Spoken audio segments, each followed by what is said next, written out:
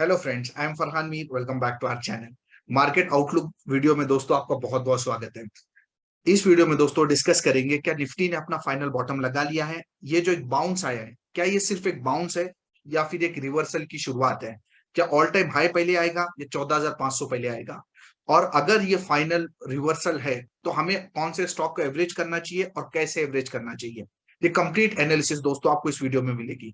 Video को पूरा देखिए, आपके नॉलेज में जरूर इजाफा होगा। तो चलो दोस्तों शुरू करते हैं। तो सबसे पहले तो दोस्तों मैं थोड़ा सा ब्रीफ कर दूं कि लास्ट वीडियो में मैंने आपके साथ क्या डिस्कस किया था। वो वीडियो का लिंक मैं डिस्क्रिप्शन में डाल दूंगा, उसे आप चेकआउट जरूर कीजिए। बहुत सारे इंपॉर्टेंट पॉइंट हमने डिस्कस किए थे। उसमें दोस्तों 3 केसेस हमने डिस्कस किए थे।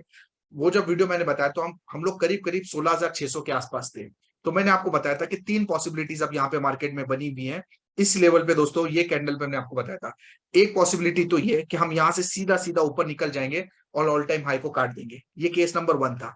केस नंबर 2 ये था कि हम यहाँ से एक रिवर्सल करेंगे और ये जो हमारा पुराना जो रोल लो बना था इसके आसपास हम रीटेस्टिंग करेंगे। ये केस नंबर 2 था। और केस नंबर 3 ये था कि इस लो को काट के सीधा सीधा हम लोग 14,500 के आसपास आ जाएंगे। ये 3 केसेस थे दोस्तों, जिसमें मैंने आपको क्लियर बोला था कि केस नंबर 3 की पॉसिबिलिटीज मेरे को नहीं लगती हैं। और केस नंबर 3 अपना ये था कि हम इस लो को काट के सीधा सीधा निकल जाएंगे और 14,500 14,000 के आसपास आ जाएंगे। इसकी पॉसिबिलिटीज मैंने क्लियर बोला था कि ऐसा पॉसिबल नहीं है। अब 2 ही पॉसिबिलिटी बचती हैं। वो एक पॉसिबिलिटी तो ये बचती है कि हम यहां से सीधा सीधा निकल जाएं। इसके चांसेस भी मेरे को कम लगते हैं। और हमारी जो मेन बेट थी वो केस नंबर 2 पे थी। केस नंबर 2 हमारा ये था कि हम लोग एक बार यहां से गिरेंगे और इस लो को रिटेस्ट करेंगे। और मैंने उस वीडियो में क्लियर बोला था दोस्तों, मैं ये चाहता हूं कि सिर्फ ये लो रिटेस्ट ना हो, इस लो के थोड़ा सा नीचे और मार्केट आ जाए। जैसे ही ये लो कटेगा और इस लो के नीचे अगर मार्केट आ जाती है तो हर जगह पे सीधा सीधा लोगों को 14,000 14,500 ये टारगेट दिखने लग जाएंगे। और ये लाइन हमने लास्ट टाइम डिस्कस की थी। मैं चाहता हूं कि 15,400 500 के आसपास एक बार मार्केट आ जाए, इस लो को काटे। अब दोस्तों जैसे आपने देखा, ये पूरी कहानी यहाँ पे खत्म हो चुकी है। 2 हफ्ता पहले मैंने वीडियो बनाया था। मार्केट ने लो को काटा और उसके नीचे थोड़ा सा आई और वहां से एक रिवर्सल की एक बाउंस मार्केट ने लिया हुआ है। तो ये कहानी दोस्तों ऑलरेडी हम डिस्कस कर चुके। अब आगे क्या पॉसिबिलिटीज हैं। सिंपल सी बात है, ये कहानी मैं ऑलरेडी आपको बता चुका हूं कि जब मार्केट यहां पे थी, जब मार्केट इस लो को नहीं काटा था, तभी मैं आपको बता चुका हूं कि हमारा ऐसा मानना है कि मार्केट एक बार यहां से नीचे आए, थोड़ा सा नीचे आए, that's it, the story is over. ये वीडियो में ही मैंने आपको बता दिया था कि 14,500 14,000 ये लेवल मार्केट नहीं दिखाने वाली, यहीं से मार्केट ने घूमना है। अब आप सोचिए कि कॉमन सी मेरे को एक बात बताइए। देखिए, पहले बात आप समझिए कि जो हर कोई सोचता है ना, इस मार्केट में वैसा नहीं होता है। आज कितने लोग ऐसे हैं जो ये मानने को तैयार है कि ये जो यहां से जो बाउंस आया है, हालांकि बहुत छोटा बाउंस है, जो लो लगा है वो 15,200 300 के आसपास है, हम 15,700 800 पे है। ये बहुत अर्ली है बात करना, बट अभी तक तो दोस्तों मेरा यही मानना है। कितने लोग ये मानने को तैयार है कि ये जो बाउंस है, ये बाउंस फाइनल बाउंस है। मतलब basically it's not a bounce, it's a reversal और मार्केट यहां से निकल जाएगी। कितने लोग ऐसा मानने को। मुझे तो दोस्तों हार्डली कोई ऐसा दिखता है जो मानने को तैयार है। हर कोई बस यही चाह रहा है कि मार्केट एक बार ऊपर जाए और वहां से नीचे गिर जाए, 14,500 14,000 के लेवल पे आ जाए। हालांकि अगर मैं सिर्फ और सिर्फ चार्ट को देखूं तो इसमें बिल्कुल भी ये एनालिसिस गलत नहीं है। बिकॉज आप देखिए, हर बार जो टॉप बन रहा है ना, वो पिछले टॉप से लो बन रहा है। So the lower top lower bottom की जो सीरीज है वो अभी इंटैक्ट है। तो एक मार्केट यहां से बाउंस लेगी, फिर मार्केट नीचे गिरेगी। अगर कोई चार्ट रीडिंग जानता है तो अगर वो ये मानता है कि मार्केट ने ये जो भी यहां से, ऑब्वियस सी बात है, जब मार्केट इतनी गिरी है तो एक बाउंस लेना तो तय है। तो ये बाउंस के बाद फिर मार्केट गिरेगी, अगर ये कोई सोचता है तो इसमें गलत तो बिल्कुल नहीं है। ऐसा बिल्कुल पॉसिबिलिटीज हैं। लेकिन दोस्तों चार्ट रीडिंग के अलावा भी बहुत कुछ है इस मार्केट में। लोग ऐसा बता रहे हैं ये ऊपर जाएगी और इस लेवल पे नीचे आएगी, पर चार्ट रीडिंग के अलावा भी दोस्तों आपको बहुत सारी चीजें और भी कंबाइन करनी होती है। चार्ट रीडिंग तो हर वो जानता है कि जिसको मार्केट में कुछ टाइम हुआ होगा, सबको सेम चार्ट दिख रहे हैं। बट मार्केट हमेशा वो करती है जो लोग बिल्कुल भी नहीं सोचते। हर कोई सोच रहा है कि एक बार 14,500 14,000 के लेवल पे आएगी तो हम काफी कंफर्टेबल हो जाएंगे और हम ले लेंगे। और मेरा दोस्तों हमेशा से ऐसा मानना है, मार्केट लोगों को मौका नहीं देगी। एक वो वक्त था जब मार्केट ने लोगों को पीछे छोड़ दिया, जो कोविड के लो में, जो कोविड में जो लो लगा था ना दोस्तों, काफी लोग पीछे छूट गए इस मार्केट में। और ये वही लोग हैं जो अब मार्केट के 14,000 13,000 आने का इंतजार कर रहे हैं, क्योंकि वो लोग यहाँ पे ले नहीं पाए इस रैली में। अब वो ये चाहते हैं कि एक बार 14,000 13,000 आए तो हम वापस से लेंगे। मार्केट इस बार भी उनको मौका नहीं देगी। जो पहली लास्ट टाइम छूटे थे, मेरा ऐसा मानना है कि मार्केट इस बार भी उनको पीछे छोड़ देगी। और यहां से जो शुरुआत हो रही है, ये एक्चुअली एक रिवर्सल की शुरुआत है। यहाँ पे मेरे ख्याल से ये करेक्शन कंप्लीट हो चुकी है। हमेशा याद रखना, करेक्शन तभी कंप्लीट होती है ना जब भी ग्राउंड पे चीजें खराब होती है। आज भी अगर आप जाके देखोगे ना, ग्राउंड पे कुछ भी अच्छा नहीं है। अभी भी आप देखो, इंटरेस्ट रेट रिसेशन का जो प्रॉब्लम चालू है उस पर एक्चुअली मैं प्लान कर रहा हूँ कल परसों एक वीडियो डिटेल में बनाऊंगा, रिसेशन पे क्या चल रहा है। अगर आप जानना चाहते हो कि वर्ल्ड मार्केट में क्या चल रहा है, रिसेशन पे क्या चल रहा है, तो कमेंट बॉक्स में लिख के बताइए। बहुत ही इंटरेस्टिंग कॉन्सेप्ट है रिसेशन का, उसमें मैं वीडियो लेके आऊंगा। अभी भी इंटरेस्ट रेट, महंगाई, रिसेशन, ये सब बातें चली रही है। रशिया यूक्रेन का वॉर भी चल ही रहा है, क्रूड ऑयल बढ़ ही रहा है, हाल एफआईएस की सेलिंग कंटिन्यूअसली चालू है। तो खराब माहौल में ही दोस्तों बॉटम बन जाता है। जब सब ठीक होगा, लोगों का क्या बोलना है कि यार बॉटम क्यों लगेगा, अभी तो चीजें खराब है। जब जब चीजें खराब होती तभी तो बॉटम लगेगा ना। एक दिन रशिया यूक्रेन की वॉर खत्म हो जाएगी, क्रूड ऑयल नॉर्मल हो जाएगा, एफआईएस बेचना बंद कर देंगे, तो आपको क्या लगता है निफ्टी आपको 14,000 पे दिखेगी? बिल्कुल नहीं। जब सब ठीक होगा तो निफ्टी भी आपको 18,000 पे दिखेगी, 20,000 पे दिखेगी। तो बॉटम तो दोस्तों एक बात आप समझिए, ऐसे ही जगहों पे बनते हैं, ऐसी ही सिचुएशन में बनते हैं जब लोग मानने को तैयार ना हो। हमेशा से आप याद रखना कि निफ्टी हमेशा उतनी करेक्शन करती है ना जितना लोग नहीं मानते। मार्केट हमेशा उतनी करेक्शन जितना लोग यकीन नहीं करते हैं। अगर लोगों ने सोच लिया ना कि 15,000 पे करेक्शन एंड होनी है, तो मार्केट 14,500 पे खत्म कर देगी या 15,500 पे खत्म करेगी, थोड़ा ऊपर नीचे करती है। ये जो 14,500, 14,000, ये जो ब्लाइंड लेवल लोगों के बने हुए ना, मेरे को नहीं लगता है ब्लाइंड लेवल आने हैं। और यहां से रिवर्सल की शुरुआत हो चुकी है और मार्केट अब यहां से ऊपर जा रही है। अगर दोस्तों मैं आपको बताऊं ना, तो मैं एक्चुअली जो स्टॉक्स है ना, आप समझिए स्टॉक्स तो 12,000 के 11,000 के लेवल पे आ चुके हैं। आज मार्केट जो आपको कहानी बता रही है वो कहानी कुछ और ही बता रही है। निफ्टी ने टिका के अपनी करेक्शन निपटा दी है, बात समझिए। निफ्टी 13, 14, 15,500 के आसपास जो टिकी हुई है ना, उसमें एक्चुअली स्टॉक्स ने अपनी करेक्शन पूरी कर दी है। दो ऑप्शन थे, अगर आप समझिए निफ्टी अगर नीचे आ जाती, ठीक है, अगर निफ्टी नीचे आ जाती 11-12,000 के लेवल पे आ जाती, 13,000 पे आ जाती ना, तो सब लोग यहाँ पे भर लेते। मार्केट ने बहुत स्मार्ट प्ले किया है। मार्केट खुद ऊपर ठहरी हुई है 15,500 पे, बट जो स्टॉक्स में करेक्शन है वो तो 11-12,000 के लेवल के हो चुके हैं। अब एक सिंपल आपको बताता हूं मैं, देखिए, ये देखिए, ये आपको स्मॉल कैप इंडेक्स, मैं इसलिए बता रहा हूँ स्मॉल कैप इंडेक्स क्योंकि हमारे पास जनरली छोटे शेयर्स ही होते हैं। आप देखिए ये जो लो लगा था जनवरी 2018 में, जो स्मॉल कैप इंडेक्स है वो करीब करीब 9,600 के आसपास थी जनवरी 2018 में, और आज हम जो देखेंगे वो स्मॉल कैप इंडेक्स है 8,200 के आसपास। इसका मतलब है स्मॉल कैप इंडेक्स जनवरी 2018 से अभी 15% डाउन है।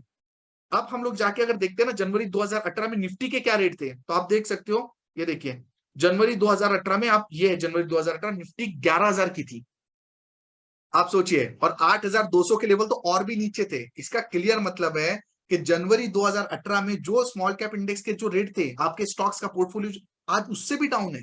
भले निफ्टी आपको ऊपर दिख रही है, बट निफ्टी होती किसके पास है? तो बहुत ही स्मार्टली प्ले हो रहा है दोस्तों, निफ्टी को ऊपर टिकाया गया। स्टॉक्स की इतनी पिटाई हो चुकी है ना, मुझे नहीं लगता अब स्टॉक्स में यहां से नीचे जाने की बिल्कुल भी जगह बची है। अब अगर निफ्टी यहां से टूटी तो आप समझिए फिर तो खत्म ही है। तो इसके लिए मुझे अभी नहीं लगता कि हम लोग यहाँ से नीचे जा रहे हैं। हम लोग यहाँ से पूरे के पूरे तैयार है, एक बाउंस लेने के लिए तैयार है, और मेरे ख्याल से ये बाउंस रिवर्सल हो चुका है और मार्केट ने अपनी बॉटम लगा ली है और हम लोग यहाँ से ऊपर जा रहे हैं। अब अगर आप देखोगे दोस्तों, तो अगर मैं लेवल्स की बात करूं तो ये आपके को गारंटी कंफर्म कैसे होगा? अभी भी कोई ये बोलने को तैयार नहीं है कि रिवर्सल है। ठीक है, हम ही इतने जल्दी आपको बता रहे कि ये रिवर्सल है, तो it's too early to predict. लेकिन अब अगर आप देखोगे ना, ये लेवल के आसपास आपको बड़े इंपॉर्टेंट ध्यान देना, ये जो गैप बना हुआ है 16,200 के आसपास, अगर आपको ऐसा दिखता है कि 16,200 के आसपास ये मार्केट सस्टेन कर रही है, ये जो आज बाउंस जो आया है 15,500 के आसपास, अगर आपको दिखता है 16,200, तो इसको जाना है आप समझ लो, अगर 16,200 के आसपास अगर ये मार्केट सस्टेन कर रही है 2 दिन, 3 दिन, 4 दिन, तो आप समझ लीजिए इस मार्केट का काम हो चुका है और मार्केट ऊपर जाने को तैयार है। नीचे में अगर आप मेरे को बोलोगे तो ये जो भी तीनों चारों कैंडल का लो है, मतलब आप मान लो 15,350, अगर नीचे में 15,350 ब्रेक करती है तब थोड़ी सी तकलीफें बढ़ेगी, बट उसके आगे बात करेंगे। बट एज ऑफ नाउ तो मुझे ऊपर जाता हुआ दिख रहा है। तो अगर ये लेवल 16,200 के आसपास अगर मार्केट जाके सस्टेन करती है, तो आप बात समझिए के काम हो चुका है और नीचे, और हम लोग ऊपर चलेंगे। अब कुछ लोगों को दोस्तों ये जो मूवमेंट है ना, इसको देख के लोग थोड़े से फिक्रमंद हो रहे हैं कि ये मूवमेंट कैसी है, हम एक दिन ऊपर जा रहे हैं, एक दिन नीचे जा रहे हैं। आप बात समझिए, जब भी बॉटमिंग आउट होती है ना, वॉलेटिलिटी ऐसे ही होती है। स्टार्टिंग फेज में जब भी मार्केट ऊपर जाती है ना, स्टार्टिंग फेज में मार्केट को आप हमेशा समझिए धीरे धीरे ही जाना चाहिए। अगर मार्केट धीरे धीरे स्टार्टिंग फेज में जाती है ना, तो वो ये कंफर्म करती है कि यहाँ से इसको बहुत ऊपर जाना है। अब इसके पहले आप देखिए, यहाँ पे धीरे धीरे नहीं गई थी मार्केट, ये देखिए बड़ी बड़ी बोतलें बना के गई थी। तो ऐसी जब चालें होती है ना, वो ज्यादा सस्टेन नहीं करती। ये क्योंकि क्या है, अगर ऐसी एक दो बड़ी बोतल बन जाए ना, तो फिर लोगों को यकीन आ जाता है कि मार्केट ऊपर जाने को तैयार है। अगर मार्केट ऐसे वॉलिटिलिटी करके ऊपर नीचे करके जाती है, तो लोगों को यकीन नहीं आता, लोगों को लगता है एक दिन ऊपर एक दिन नीचे, लोगों को लगता है मार्केट में दम नहीं है। फिर बहुत सारी बातें और आ जाती है, शॉर्ट कवरिंग, ये वो वैसा वैसा बहुत कुछ आ जाता है, लोग मार्केट में दम नहीं है। और ऐसे अगर करते करते करते करते अगर आप समझिए 16,200 तक गए, तब तक तो पक्की बात है किसी की खरीदने की हिम्मत नहीं है। आज किसी की हिम्मत ही नहीं कि इस मार्केट को खरीदे। 16,200 तक टिका दिया मार्केट ने, और अगर वहां से बोतल बना ली, तो सोचिए आप कि कौन है जो इस मार्केट में चढ़ा है। इस मार्केट में कोई भी नहीं चढ़ा हुआ है, सब लोग इस मार्केट से दूर है। इनफैक्ट जो जो लास्ट पेज में जो स्मॉल कैप इंडेक्स है, अब ये जो लास्ट मोमेंट में आप देख रहे हो, ये जो बड़ा सा फॉल आया 2-4 दिन में ही, इस फॉल में अगर आपने ऑब्जर्व किया होगा, मतलब 2-3 दिन में आप देखो 10% के आसपास ही गिर गई मार्केट। ये जो लास्ट फेज है, इसमें आपने ऑब्जर्व किया होगा ना, तो इसमें बिल्कुल वॉल्यूम ड्राई थे, वॉल्यूम थे ही नहीं। तो लास्ट फेज की सेलिंग एक्चुअली ऐसी होती है, मतलब लोगों की हिम्मत ही टूट चुकी है। अब जो ब्रोकर्स हैं वो माल काट रहे हैं, जो अपना जिनको पोजीशन में जिनको लॉस हो रहा है, उनके चक्कर में उनके स्टॉक्स कट जा रहे हैं। जो बड़े बड़े क्लाइंट है, एचएनआईज है, ऑपरेटर्स हैं, लास्ट फेज में उनका माल कटता है, और मेरे ख्याल से लास्ट फेज में उनका माल कट चुका है। और मार्केट यहां से बिल्कुल जाने को तैयार है। अब ऐसा है ना, ग्राउंड पे कोई लेने को तैयार नहीं है, तो बस एकदम आइडियल सिचुएशन है। जब सब लोग लेने को तैयार होंगे, तो क्यों जाएगी मार्केट? मार्केट मौका नहीं देगी, तैयार है मार्केट। अगर मैं चार्ट्स की बात करूं, तो आप देखिए हर इंडेक्स में डाइवर्जेंस बने हुए हैं। यहाँ पे आप देख सकते हो क्लियर, आपको निफ्टी में डाइवर्जेंस बने हुए दिख रहे हैं। अच्छी मूवमेंट के लिए निफ्टी तैयार है। इनफैक्ट जो हमारे स्मॉल कैप इंडेक्स है, उसमें भी आप देखिए देखिए कितनी फॉल है, लेकिन यहाँ पे अच्छे खासे डाइवर्जेंस बने हुए हैं। तो स्मॉल कैप इंडेक्स भी वो इंडेक्स है जो आने वाले टाइम में आउट परफॉर्म कर सकता है। इनफैक्ट निफ्टी आज फिर भी देखोगे तो बहुत अच्छा रिटर्न तो फिर भी दिया है। कोविड का जो हाई था 12,500 का, उसके बहुत ऊपर है हम लोग देखा जाए तो। बट स्मॉल कैप इंडेक्स वगैरह में शेयरों स्टॉक्स में जो पिटाई हुई है ना, वो तो बहुत ही ज्यादा है। सेम स्टोरी मिड कैप की भी है। ऑब्वियस सी बात है, पहले फेज में अगर मार्केट चल रही है तो सब चल रहे हैं, सिंपल बात है। निफ्टी चल रही है, बैंक निफ्टी चल रही है, स्मॉल कैप इंडेक्स चल रहा है, मिड कैप इंडेक्स चल रहा है। बट डाउन द लाइन अब जो mid cap index, small cap index है, इसमें रिस्क रिवॉर्ड फेवरेबल है। इसका मतलब आगे चलते हो आपको लगेगा कि निफ्टी में उतना मूवमेंट नहीं है, लेकिन आपके पोर्टफोलियो में बहुत अच्छी मूवमेंट हो जाएगी। अगर हम बाहर वाली मूवमेंट भी देखते हैं, डाउ जोन्स आप देखिए अपने पुराने टॉप के आसपास आ गया है। ये कोविड का जो टॉप है ना, उसके आसपास आ चुका है। मतलब जितनी इन्होंने तेजी की थी, पूरी तेजी खत्म कर लिया, और एक अच्छे लेवल के आसपास एक अब यहां से रिवर्सल देने के इंडिकेशन दे रहा है। सेम स्टोरी अगर आप देखोगे रसल की, ये देखिए वो भी अपने टॉप के आसपास आ चुका है कोविड की। नेस्डैक में अभी थोड़ी और गिरावट बाकी है ऐसा लगता है, फिलहाल तो एक बाउंस आएगा, बट आगे इसको देखना पड़ेगा, क्योंकि नेस्डैक में चाल भी बहुत बड़ी आई थी बाकी भी। लेकिन अगर आप देखोगे यूरोपियन मार्केट, आप देखो कुछ ज्यादा पैनिक नहीं है। ये जो लो लगा था उसके आसपास की रीटेस्टिंग हो रही है।